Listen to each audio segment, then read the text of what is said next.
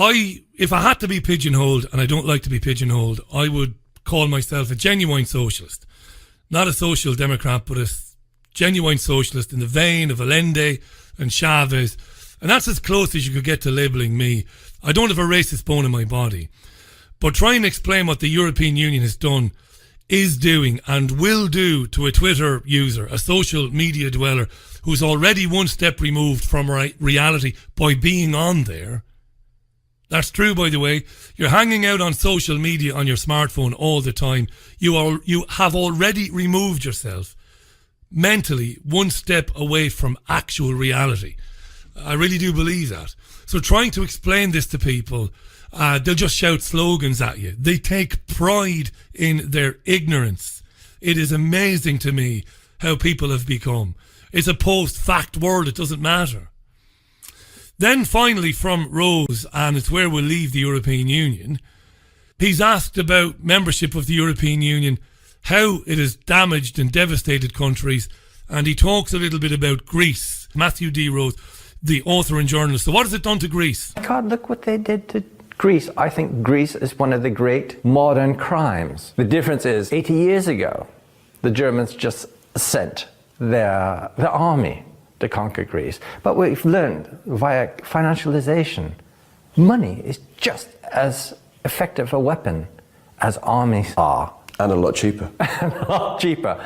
And I'm not European, but I live here and I feel a certain responsibility. I am so ashamed of what we have done to the Greek people. I'm really ashamed. It is painful to think about it, what we have done.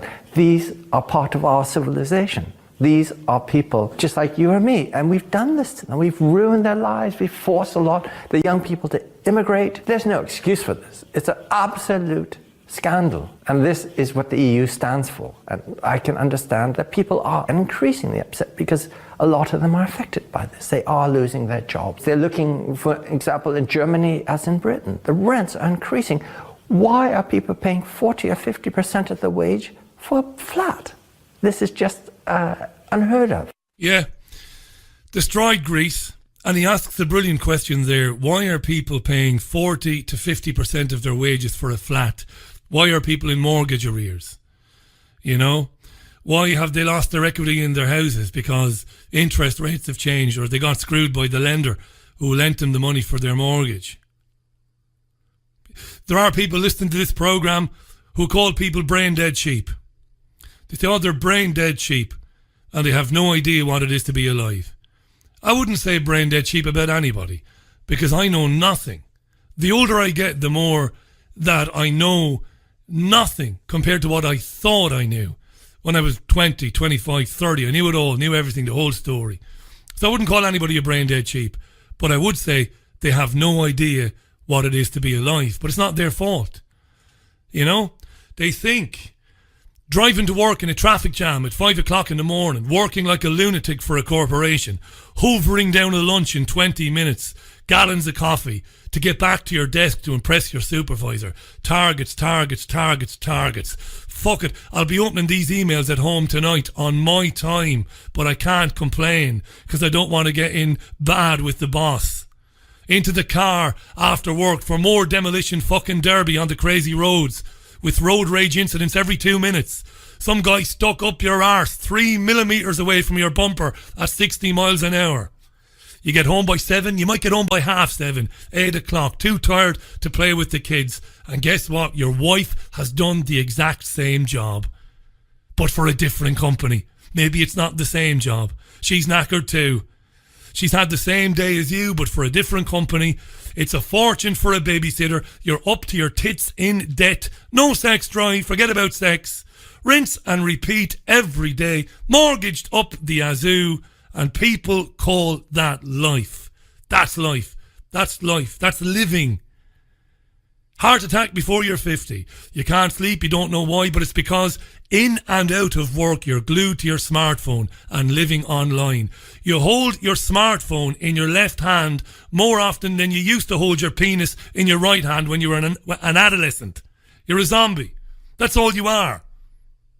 So when someone who has escaped that lunacy, like me, and I did escape it, rationally, and academically explains it, and I have rationally and academically explained it without ranting and without using bad language to people, what do you get because of the life I just described, because they are one step removed from reality, because of their addiction to the internet and computers and smartphones and tablets? What do you get when you explain to them rationally, as I've just done in the last half an hour? Well, they swear at you, shout slogans at you, and call you a racist. You're a racist. This is the Richie Allen Show for Monday, the 11th of March, 2019. My name is Richie Allen, by the way. Thanks for joining the programme. A lot of tweets came in there. I will read some of them in a few minutes' time. And I'm hoping very soon Dean Henderson will be live from Missouri. The Ozarks, in fact. Live right now on Fab Radio 2 in Manchester, triggerwarning.tv, my website, and all the rest of the places. Always good to be with you. Big week of programmes coming up. The Brexit madness and plenty more as well. Dean Henderson next. Well, not next, but soon. Back after Chris Rea, The Road to Hell. Chris Rea, The Road to Hell on The Richie Allen Show. The time is 17 minutes to the top of the hour. Dean Henderson has signed in, legend, and will join me after the top of the hour, shortly after the top of the hour. Loads of tweets. Hi to Faisal. How you doing, Faisal? To Patrick, who says Matthew D. Rose knows his onions. He's telling the truth, of course. Faisal says you can blast a loud, angry rant in their faces and tell them what muppets they are anyway. This is when you're trying to get through to people. Leave your identity. Leave that which you think you are to one side. Forget about what you've read. Forget what somebody else has told you to think. Think for yourself. It is a fascist, undemocratic organisation, a major pillar of the future one world government. The destruction of sovereignty. It couldn't be simpler. How do you concentrate all the power in the hands of a tiny few people? Well, you create an organisation like a European Union. Right? It's as simple as that. And you pretend that it's a very benign thing. You say, well, after the Second World War, we better all come together and huddle up, light the campfire there, and we'll all get on well and we'll never kill one another again. And you get people to believe that was the reason. And then at the very outset of the European Union, the Treaty of Rome and all of that, you get a whole load of ex-Nazis, genuinely. The Nazi Roots of the Brussels EU is one of the most important books ever written by the Rath Foundation.